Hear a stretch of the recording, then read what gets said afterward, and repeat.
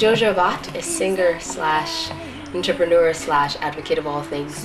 A recent returnee to Ghana, and I'm happy to be back home. I started music about 2 years ago, I believe.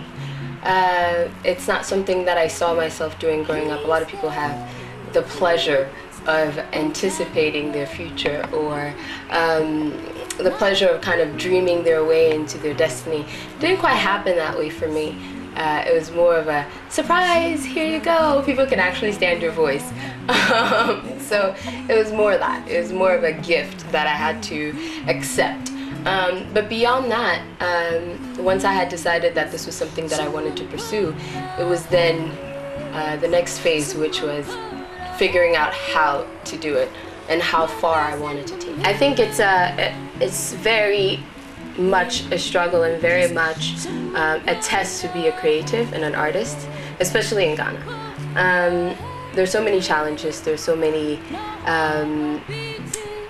lemons that are thrown at you by life, and I think my biggest challenge so far has been with myself, kind of allowing me to accept my work, in the sense that I'm constantly pushing myself to take it to the next level, to perfect. And so I think the biggest challenge is convincing myself that the product is good enough to be sent out. I want the stars, the moon, I want perfection every time I work. So that's mostly it. Just coming to a point of acceptance and saying, okay, now this baby is done, I can let it out. Whether it be hand painting a piece or writing a song or arranging it, it's always been about getting something that I'm finally ready as a mother to. In the world of the creatives, there are so many challenges, so much that we constantly have to overcome.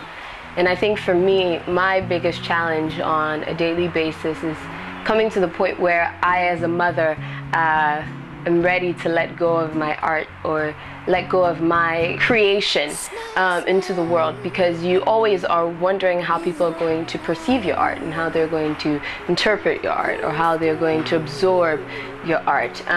So for me, it's about coming to the place where I can finally say, okay, it's in the right packaging, it's the way I want it to be perceived, and then letting it out into the world and letting people enjoy it however they see fit. But I think the biggest challenge is letting go and also allowing someone else to take ownership and have their experience with my art. As far as inspiration is concerned, I've been lucky.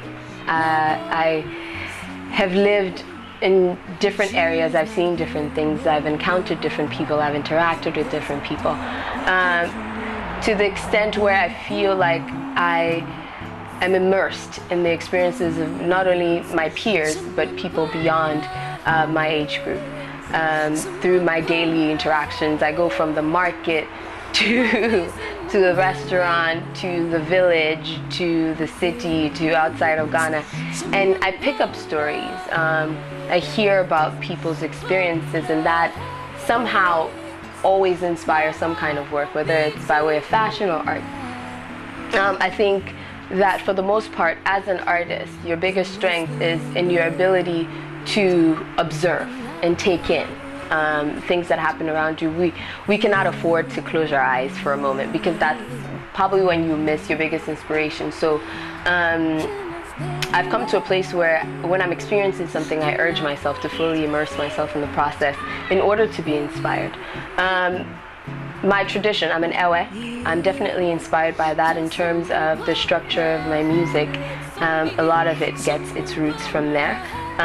My language, Ewe, I sing a lot in Ewe. In terms of art, you find that even my being Ewe is interpreted. I play with a lot of red, which is, number 9. Ewes are considered to be the group that appreciate red quite a bit.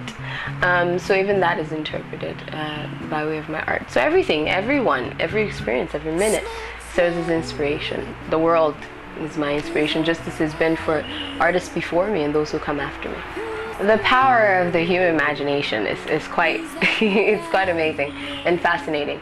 I'll tell you this, if I spent as much time as I did working as I would put towards thinking about what my life would be like in the next 5 years, I probably would not make anything happen.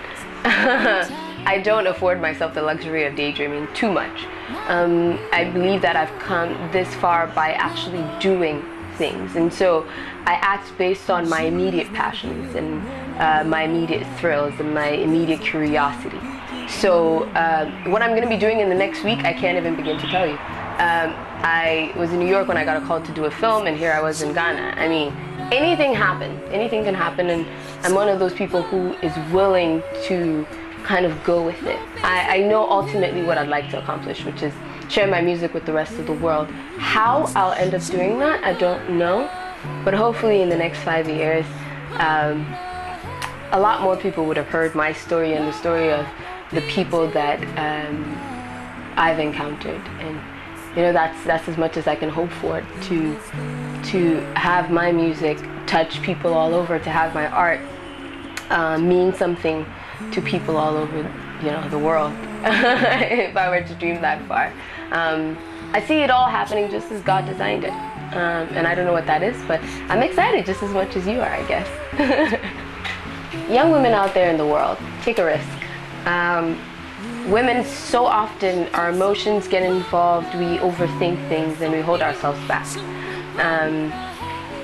When you believe something to be true in your heart, and you know without a doubt that it's part of you and it's who you were designed to be, and it feels so natural to you, try it, make it happen for yourself. I've always believed in the human will and the human power to make anything happen. So even if no one else believes or no one else supports or no one else dares to dream alongside you, as long as you have that personal conviction, do it, try it. Even if you fail, you've tried it. And I think at the end of the day, when you're 90, you can look back and say, I've tried it, I've done it. I haven't starved myself of that dream, I haven't starved myself of that opportunity. I've given myself a fair chance. Because when you come into the world, you know, you're given such a great gift of life that you can't afford to take for granted. Every day counts, every moment counts. So if there's inspiration to do something and that strong sense of conviction, don't let anything stand in your way. At the end of the day, parents will unfortunately die, friends will move on with their lives, and all that you have to answer to is yourself and your very humanity. So whatever dream you have, pursue it until, hell, the heavens stop you. I, Jojo Abot, am proud to be a Jill of all trades.